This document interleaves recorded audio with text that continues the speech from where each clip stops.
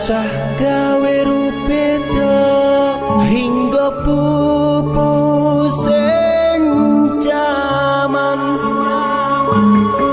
hametet ingsun nyirep keni samorko maper hardaning ponco saben ula sing netra dinambaran sing kawelasan ingkang paring kamulyan Sang Hyang Jati Pangeran jiwaku kalbu samudra pepuntaning laku tumuju dhateng Gusti datang amur bodu mati manunggaling kaula Gusti rendeng ati bakal mati mukti ingsun tanpa piranti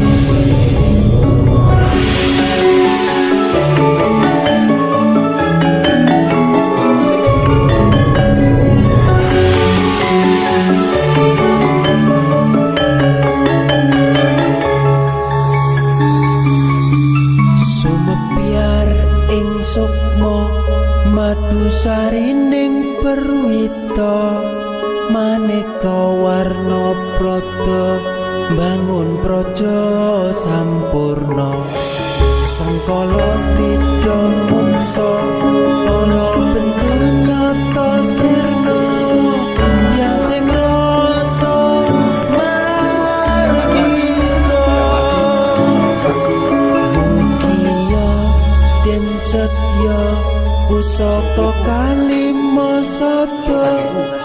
yekti dadi mustika sajroning jiwa raga bejo mulya waskita tinggaya pangulaksana biar manjing sikra ampun sepung tutu tengkena iso panenung gagah bunga sumbringan dadar ing wayang-wayang satriya tata sembodo wirata kanton sewu kartika kataman lalu kala sepo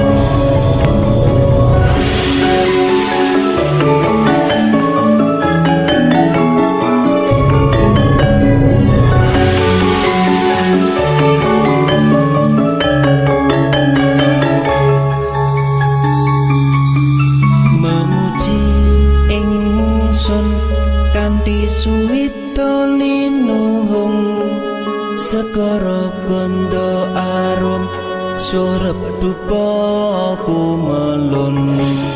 dinunah niat ingsun